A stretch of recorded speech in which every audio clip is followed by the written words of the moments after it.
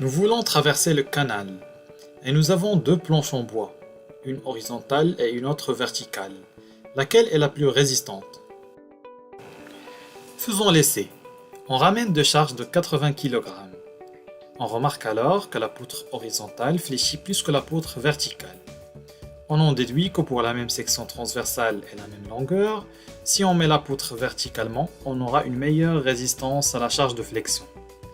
Mais quelle est la cause derrière ce résultat? Étudions les deux cas. On remplace les charges par deux forces F représentatives. Le déplacement au centre de la poutre, ou ce qu'on appelle la flèche, peut être calculé par la formule suivante. Elle dépend de plusieurs paramètres communs entre les deux poutres. La force appliquée, la longueur de la poutre et le module de Young. Et même si les deux poutres ont la même section transversale, la disposition de la poutre par rapport à son axe de flexion joue un rôle primordial. On constate alors que le moment quadratique est différent dans les deux cas. Ce terme dépend de la section transversale, de sa forme et de la distribution de la matière dans cette section. On remarque que le moment quadratique vertical est plus grand que l'horizontal. C'est pourquoi la flèche de la poutre horizontale est supérieure à la verticale. Cela veut dire que la planche en bois utilisée verticalement résiste mieux à l'effort de flexion. Si on augmente la hauteur H de notre poutre, on aura sûrement plus de résistance et on diminuera la flèche.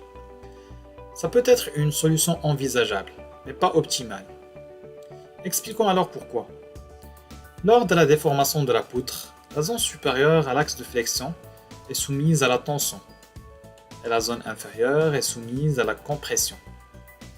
Si on prend la section transversale et on étudie la variation de la contrainte suivant la hauteur, on remarque alors que cette contrainte varie linéairement et elle est maximale aux extrémités de la poutre, là où on a soit une tension maximale ou bien une compression maximale.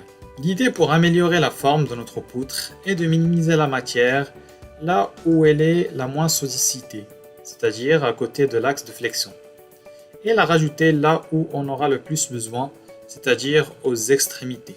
D'où l'idée d'utiliser une poutre en I, qui est conçue ainsi pour gérer une charge de flexion maximale tout en utilisant le moins possible de matériaux. C'est pourquoi la poutre en I est largement utilisée dans l'industrie du bâtiment. Merci pour votre attention. N'oubliez pas de vous abonner et à la prochaine vidéo.